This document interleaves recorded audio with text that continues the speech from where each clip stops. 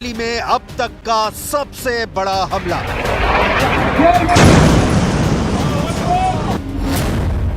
Israel defence force ने Hezbollah के 12 ठिकानों को किया टारगेट।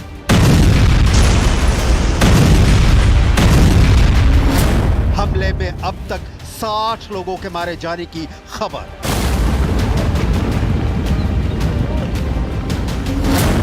आईडीएफ ने कहा लेबनान में हिजबुल्लाह के खिलाफ टारगेट अचीव।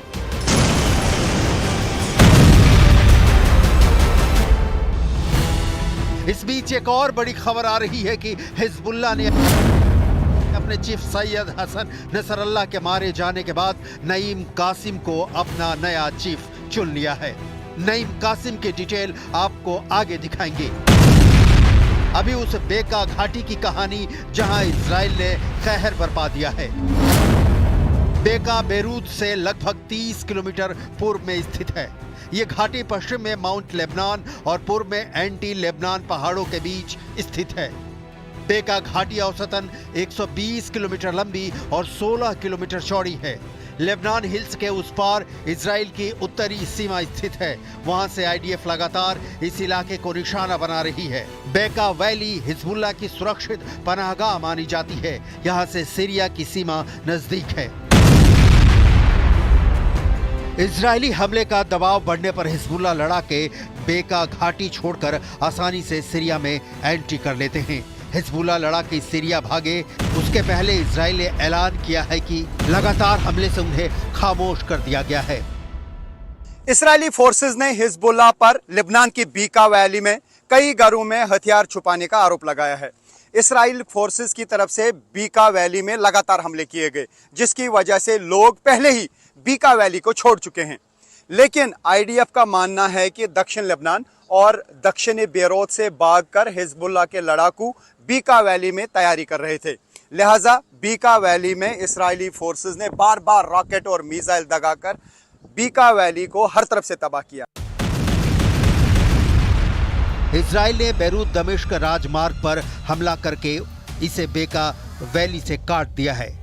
हिजबुल्लाह के बचे हुए लड़ाकों के पास बेका घाटी छोड़ने के अलावा कोई विकल्प नहीं बचा। बेका घाटी ही नहीं, दक्षिणी लेबनान के सासकिया क्षेत्र में भी इजराइल ने ताज़ा एयर स्ट्राइक किया है। हमले के बाद वहां धुआं दिखाई दिया। वॉर जोन से न्यूज़ 18 इंडिया की एक्सक्लूसिव रिपोर्ट आपकी स्क्रीन पर है। ये एरिया जो है इस वक्त जल रहा है क्योंकि एयर स्ट्राइक एयर फोर्सेस की तरफ से यहाँ पे हुई है। इजरायली फोर्सेस की तरफ से जो एयर स्ट्राइक हुई उसकी वजह से आग लगी है। मैं दिखाने की कोशिश करूँगा। ये आप न्यूज़ 18 इंडिया पे एक्सक्लूसिव विजुअल्स देख सकते हैं जहाँ पे एयर स्ट्राइक हुई है। इजरायली एयर फोर्सेस ने यहाँ पे बमबारी की है। रॉकेट्स दागे जाते हैं, मिसाइल्स दागे जाते हैं और उसके बाद यहाँ पे धुएँ के गुबार दिखाई दे रहे हैं और आप देख सकते हैं यहाँ पे हालत क्या हुई है। दक्षिण लेबनान पर भी इजराइल लगातार हवाई हमले कर रहा है। तस्वीरें दक्षिण लेबनान के नवाती से सामने आई हैं, जहां इजराइल की सेना ने जमकर बमबारी की है। दावे के मुताबिक इजराइल की सेना इस इलाके में 24 घंटे में 100 से ज्यादा हवाई हमले कर चुकी है। इजराइल का दावा है कि उसने लेबनान में हिजबुल्लाह को रौंद दिया है। हिजबुल्लाह के सारे ढांचे, इमारतें, बंकर, सुरंगे, हथियार डिपो, रॉकेट और मिसाइल लॉन्च सेंटर सब बर्बाद किए जा चुके हैं। जब्त किए गए हथियारों को इजराइल पहुंचाया जा चुका है। हालांकि इजरायली सेना ने यह भी कहा कि कुछ लेबनानी गांवों में अब भी मिशन जारी है। इस काम में शिन बेत और आईडीएफ इंटेलिजेंस लगातार काम कर रही है, जिसकी मदद सैनिक कर रहे हैं।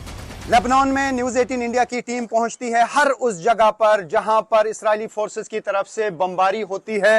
इजरायली फोर्सेस का दावा है कि वो हिजबुल्लाह के इलाकों में बमबारी करते हैं, लेकिन जगह जगह पे इस तरीके की बर्बादी हुई है और आप ये देख सकते हैं कि यहाँ पे क्या हाल हुआ है। ये मैं दिखाने की कोशिश करूंगा और ये पूरा इलाका देख सकते हैं आप कितना खौफनाक है, कितना खतरनाक है।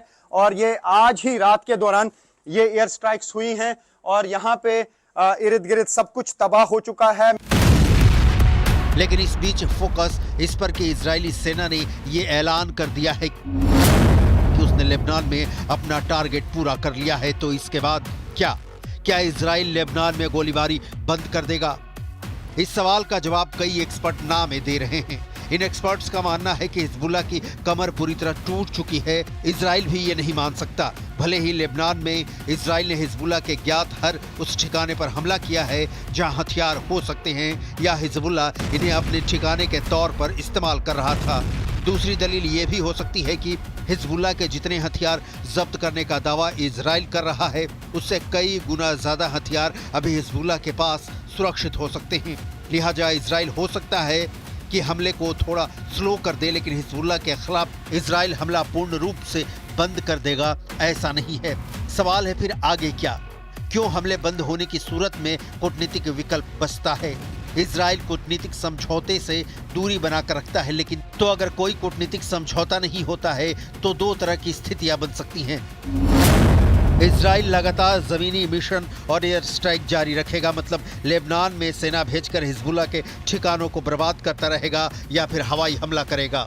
दूसरा, लेबनान में इस समय जितना हिस्सा इजरायली सेना के कब्जे में है उतने पर ही वो रुक जाए, उसे अपने कब्जे में रखे और वहीं से हिजबुल्ला की गतिविधियों पर विराम लगाता रहे। इस्राएली सेना दो तरह की बातें कर रही है। पहले यह कि लेबनान में उसने हिजबुल्ला के खिलाफ टारगेट पूरा किया है, और दूसरा ये कि किसी भी सिचुएशन में अगर जरूरत पड़ी तो कूटनीतिक रास्तों को बंद करके फिर से हमले कर सकता है। इस्राएल के प्रधानमंत्री नेतन्याहू कई बार कह चुके हैं कि हिजबुल्ला के खिलाफ तब तक हमले जारी रहेंगे जब तक हिजबुल्ला मौजूद है। तो सवाल यह है कि फिर इस्राएली सेना ने लेबनान में टारगेट अचीव करने का ऐलान कैसे किया? हिजबुल्ला इस वक्त बहुत बुरे दौर से गुजर रहा है। उसके करीब करीब सभी टॉप के कमांडर मारे जा चुके हैं। पेजर, वॉकी टॉकी, जमीनी हमले, हवाई हमलों ने हिजबुल्ला को तबाह कर दिया है, लेकिन हिजबुल्ला का अंत हो चुका है ऐसा बिल्कुल नहीं है।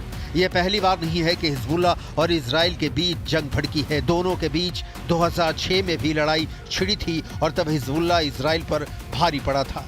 हालांकि तब के हालात कुछ और थे और अब के कुछ और हैं, लेकिन हिजबुल्ला कितना संगठित है ये समझने के लिए संगठन से जुड़ी सबसे लेटेस्ट रिपोर्ट जरूर देखनी चाहिए, जिसमें हिजबुल्ला ने ऐलान किया है कि उसने अपने चीफ हसन नसरल्लाह के मारे जाने के बाद नईम कासिम को अपना चीफ चुन लिया है। नईम कासिम की डिटेल देखिए। हिजबुल्ला ने लिखित बयान जारी कर बताया कि उनके शूरा काउंसिल ने सहमति से कासिम का चुनाव किया है। नईम कासिम को आमतौर पर हिजबुल्ला में नंबर 2 नेता के तौर पर जाना जाता रहा है। कासिम हिजबुल्ला के मुख्य विचारकों में से एक हैं और इसके फाउंडिंग मेंबर भी हैं। 1980 के दशक की शुरुआत में हिजबुल्ला की स्थापना करने वालों में नईम कासिम भी शामिल थे। 1991 में नईम कासिम को चीफ नसरल्लाह का डिप्टी चुना गया था। 71 वर्षीय नईम कासिम धार्मिक स्कॉलर हैं। नईम कासिम का जन्म दक्षिणी लेबनान के नबाती प्रांत के कफर खिला गांव में हुआ था। कासिम ने 1970 में लेबनानी विश्वविद्यालय से रसायन विज्ञान में ग्रेजुएशन किया था। कासिम 1974 से 1988 तक एसोसिएशन फॉर इस्लामिक धार्मिक शिक्षा के प्रमुख थे। लेबनानी मुस्लिम छात्रों के संघ के संस्थापक सदस्य भी थे। 27 सितंबर को हसन नसरल्लाह को इजराइल ने बंकर बम गिराकर मार गिराया। कहा गया कि नसरल्लाह के मारे जाने के बाद उसका चचेरा भाई हाशिम सैफुद्दीन नया हिजबुल्लाह चीफ बनेगा, लेकिन कुछ दिनों बाद उसके मारे जाने की भी खबर आई। ये नईम कासिम, जिसे हिजबुल्लाह ने नया चीफ चुना है, डर के मारे तेहरान में डेरा डाले हुए हैं। कासिम ने 5 अक्टूबर को बेरूत छोड़ दिया था। उसे ईरान के विदेश मंत्री के विमान से ले जाया गया था। मीडिया रिपोर्ट्स के मुताबिक ईरान के नेताओं ने इजराइल के डर से कासिम को निकालने का आदेश दिया था। नसरल्लाह की मौत के बाद ये नईम कासिम ही थे जिन्होंने कहा था कि इजराइल अमेरिका की मदद से लेबनान के नागरिकों का संहार कर रहा है। नसरल्लाह की मौत के बाद हिजबुल्ला उसी तरीके से काम करता रहेगा। हिजबुल्ला इजराइल में घुसपैठ के लिए तैयार है। जंग लंबी चलेगी। हिजबुल्ला ने जिस तरह से 2006 में जीत हासिल की थी, इस बार भी जीतेगा। जीत कैसे होगी ये नईम कासिम ने नहीं बताया, ना ही संगठन को मजबूत रखने के लिए खुद लेबनान में टिक पाए। इससे भी हिजबुल्ला कितना कमजोर पड़ गया है अंदाजा लगाया जा सकता है, लेकिन हिजबुल्ला का द एंड हो गया है ये मानने का सिर्फ ये कारण है कि इजराइल ने ऐसा ऐलान कर दिया है, तो हिजबुल्ला जैसे संगठन को ना समझने की भारी भूल होगी।